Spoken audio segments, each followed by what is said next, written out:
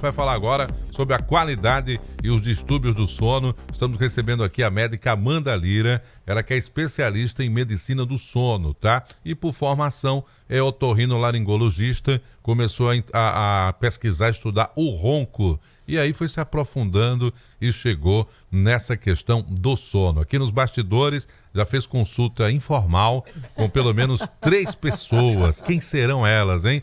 Olha, só tem 4 aqui, né? Então foram 3 que apresentaram aí problemas do sono. Doutora, tem sido assim? As pessoas ao longo do tempo, a qualidade do sono, principalmente para aquelas que vão, obviamente, acumulando trabalho, acumulando estresse durante o dia, isso se reflete à noite, na hora de dormir? Muito bom dia. Bom dia, doutora Amanda, seja bem-vinda. Bom dia, Marcos, bom dia, Thaís, e bom dia, caros ouvintes da Rádio Mix. É um grande prazer estar aqui com vocês e agradeço ao convite. Bom, respondendo a sua pergunta, Marcos, realmente tem sido cada vez mais comum, de uma forma geral, as pessoas não dormirem bem, seja com relação ao tempo de sono, né, ou com relação à qualidade. E isso tem muito a ver com a questão comportamental e o dia a dia, né, que se está levando. Então, quanto mais atividade se tem durante o dia, mais tendência a ter um sono perturbado. Porque o cérebro ele depende da liberação de algumas substâncias para poder dar o gatilho, por exemplo, para a gente estar em estado de alerta, né, que é durante o dia, em estado de vigília, e outros neurotransmissores que são relacionados ao sono. Então, isso tem relação com o tipo de atividade que a gente vai exercendo durante o dia. Quanto mais atividade e excessos de pensamentos que a gente tem, maior então vai ser também o nível de atividade à noite, o que vai acabar perturbando o sono. Antes de passar a bola para a Thaís, só para tirar, é mito ou verdade? Tem que dormir 8 horas? Ou, na verdade, tem pessoas que dormem menos e tem mais qualidade, tanta qualidade no sono quanto a questão desse tempo? Só para passar a bola antes para a Thaís aí. Então, Marcos, assim, a maior parte da população, né, das pessoas, precisa em torno de 7 a 8 horas de sono por noite. Isso é padrão. Digamos que assim, a maioria da população precisa dessa quantidade de horas. Certo. Mas existem aquelas que é a quantidade suficiente para poder reparar o organismo. Mas aí não é só também com relação à quantidade de horas, tá? Certo. Mas existem aquelas pessoas que são os dormidores curtos, ou seja, podem dormir menos, 5, 6 horas por noite e elas estão reparadas, né? O organismo consegue se reequilibrar nesse tempo de sono, desde que a qualidade seja o suficiente. E existem, no entanto, aquelas pessoas que precisam dormir mais até do que as 8 horas para ter esse mecanismo reparador necessário e suficiente para reparar e reequilibrar todos os sistemas. Então vamos lá nessa linha do mitos e verdades. O que a gente lê muito e já apareceu várias vezes na internet também sobre essa questão de quantidade de horas, tá? Então uma pessoa que precisa realmente acordar 5, 6 da manhã, que é o nosso caso aqui, a gente precisa levantar no máximo 5 horas da manhã para poder dar conta de estar aqui às 6 horas apresentando o Jornal da Mix. Qual seria o horário ideal para dormir? Uma pessoa que precisa realmente acordar antes das 7 horas da manhã. Tem situações em que eu já vi, inclusive, na rede social, e aí é mito ou é verdade isso? Uma pessoa que precisa acordar esse horário, dorme após as 11 horas da noite. Aquela hora de sono dormida, ela é reduzida para o organismo? Sim, com certeza. Primeiro passo é a pessoa se analisar, né? Como é que é a sua questão desde quando era mais jovem. Se dormindo pouco, já era o suficiente para ela. Se não, essa pessoa que está dormindo, por exemplo, como você deu, né? De 11 horas da noite e acordando às 5, em média, ela está dormindo 6 horas de sono por noite. Mesmo que a qualidade esteja sendo boa desse tempo de sono, se é aquela pessoa que precisa das 8 horas, ela está privada de sono. Então, essa questão cronicamente, né, ao longo do tempo, vai gerar alguma repercussão para ela durante o dia. Então, há um cumulativo aí. Sim, e outra coisa, mesmo que durante a semana a pessoa execute esse tempo de sono, mas no final de semana ela aumente, durma 8, 10 horas, no sábado e no domingo, não tem o mesmo mecanismo, não faz uma compensação dessas horas que ela tem privada durante a semana. Né? Pode até fazer uma compensação pequena, mas não é igual às noites de sono como deveria. Agora, quem tem mais perda de sono, o homem ou a mulher? Tem uma questão de gênero envolvida? Eu pergunto isso por conta, obviamente, do desafio da mulher que é mãe, as transformações do corpo, não é? Os adolescentes hoje com mais telas diante de si, os adultos, né, que também imitam isso. Tem alguma relação essas coisas todas? Tem, principalmente quando a gente analisa e avalia a questão do ronco e da apneia, Marcos. As mulheres, de certa forma, até a menopausa, elas são protegidas em relação ao homem com relação a esse tipo de distúrbio do sono, né? Que é o distúrbio respiratório, o ronco e a apneia do sono. Na menopausa, quando a mulher chega por volta dessa idade, dos 50 anos, ela mais ou menos se equipara ao nível de prevalência do homem. Então, com relação ao ronco e apneia, as mulheres ficam relativamente protegidas. Mas quando a gente avalia os outros distúrbios do sono, principalmente a questão da insônia, hoje em dia está mais ou menos equiparado, porque a mulher se inseriu no contexto de muitas atividades, né? Além da questão de trabalho, a questão de cuidar da casa, de cuidar dos filhos. Então, acaba sendo um excesso de preocupações que geram, então, um aumento do número de pensamentos que podem perturbar a questão do sono à noite. Olha só, a mulher conquistou o direito de roncar, né? Que coisa. Ô, doutora, só para definir o que é ronco e o que é apneia. O ronco é o barulho, todo mundo conhece, né? Aquele ruído, e cada um tem o seu. Depois eu mostro uma gravação. E aqui tem, tem Marcos, também... por favor. Não, a minha, é a minha própria gravação. Sim, Marcos. Calma. Você vai fazer a gente ouvir o seu ronco. Não, aqui. eu vou mostrar para a doutora, rapaz. E a apneia é a falta de ar, é isso? Uma coisa está relacionada à outra ou são independentes?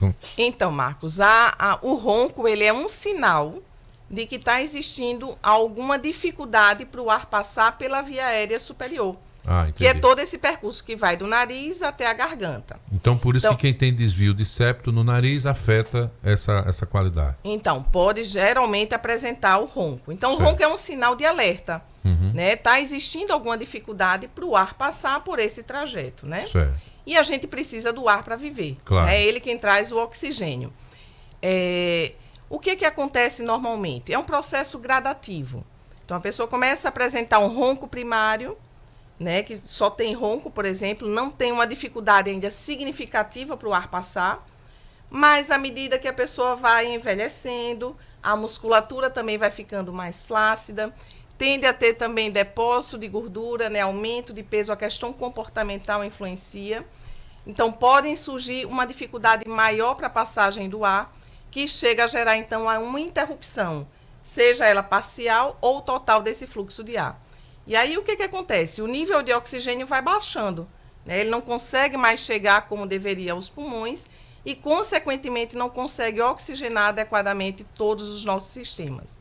E os mais afetados, principalmente, ou inicialmente, são o sistema cardiovascular e neurológico. E aí acabam aparecendo os danos, né? As doenças. A gente, quando está falando desse problema aí, as pessoas que têm sobrepeso tendem a ter mais esses sintomas. Então, o sobrepeso, né, o excesso de peso, ele é um fator agravante do problema. Digamos assim, ele não é o fator determinante. Em alguns casos pode até ser, viu? Mas, normalmente, o ronco e a apneia, ele é uma questão multifatorial. Então, existem vários sítios envolvidos, né, nesse bloqueio da respiração. Então, pode ser, por exemplo, uma alteração nasal, um desvio de septo, hipertrofia de conchas, alterações polipóides ou inflamatórias. Mas, geralmente, o que a gente observa no dia a dia? Além da alteração nasal, tem alteração, por exemplo, na garganta, relacionada a um refluxo. Então, são aquelas pessoas que acabam se alimentando perto da hora de dormir e acabam apresentando alteração de refluxo. E uma alteração funcional da faringe, como eu falei, pela própria alteração da musculatura. A faringe, com o tempo, né, tem uma questão também hereditária, tá? Mas com o próprio processo de envelhecimento, a fibra muscular já não tem mais aquela capacidade de distender e voltar, né, como deveria. E aí ela acaba ficando mais colapsável. À medida que o ar passa, ela fecha, a gente vai aprofundando o sono, a musculatura vai ficando mais relaxada, porque tem isso também, viu, Thaís? O sono, ele não é uniforme e contínuo, do mesmo jeitinho, da hora que a gente começa a dormir à hora que a gente acorda. Então, há graus de aprofundamento do sono e de uma forma cíclica. Então, à medida que a gente aprofunda o sono, essa musculatura da faringe ela vai relaxando também, como toda a musculatura do corpo. E aí ela tende a fechar essa região. E aí o ar não consegue mais passar, é quando o paciente entra, então, em apneia.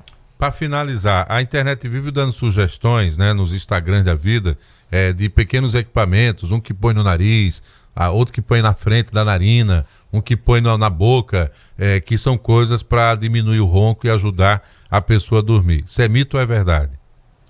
Olha, cada paciente ele tem que ser analisado individualmente. Cada caso é um caso. Cada caso é um caso, porque justamente isso, Marcos, é uma questão multifatorial e muitas vezes também comportamental. Então a gente tem que fazer ajustes em vários sítios desse trajeto, né? Desde o nariz até a garganta. Então, assim, tem que avaliar o paciente como um todo. Então é possível que faça o exame, como fez uma pessoa que a gente conhece, que é o de dormir na clínica. Foi o exame que o Kelsan fez. Como é o nome desse exame? É a polissonografia. Polissonografia. Isso. Gente, é um exame que acompanha a sua noite de sono numa clínica, você cheio de eletrodos, totalmente monitorado, desde a respiração, batimento cardíaco, é isso, doutora? Quanto tempo esse exame? Então, a polissonografia, que a gente chama polissonografia de noite inteira, é um exame que a gente avalia objetivamente parâmetros do sono. Então, a gente consegue ter uma avaliação eletrofisiológica de como o paciente está se comportando enquanto dorme. Então, são distribuídos vários sensores ao longo do corpo, desde a cabeça até as pernas, Thaís. E como é que é essa indução do sono? Fiquei pensando nisso. Normalmente, os pacientes eles conseguem dormir tranquilamente, sem a gente precisar induzir, né, com alguma medicação. Algum paciente ou outro que tem o chamado efeito de primeira noite, e aí a gente precisa usar o indutor do sono para que o paciente, né, consiga dormir adequadamente. Mas, normalmente, o exame ele dá para dar um retrato muito bom do que acontece quando o paciente dorme. E as imagens depois são apagadas. Ninguém libera, ninguém vai ter acesso a isso, não. Então, depois é liberado um laudo descritivo, né? Tá. Serve só para o médico. Tá? As imagens e os registros, eles ficam como arquivo médico. Estou perguntando porque tem gente que preocupa com a repercussão da imagem. Ó, o que guardou de lembrança o dia que ele fez. Isso é comum, viu? Normalmente os pacientes tiram foto, acham uma coisa bem assim, e ele foi bem com diferente. Esse pijama, por isso que ele perdeu a noite de sono.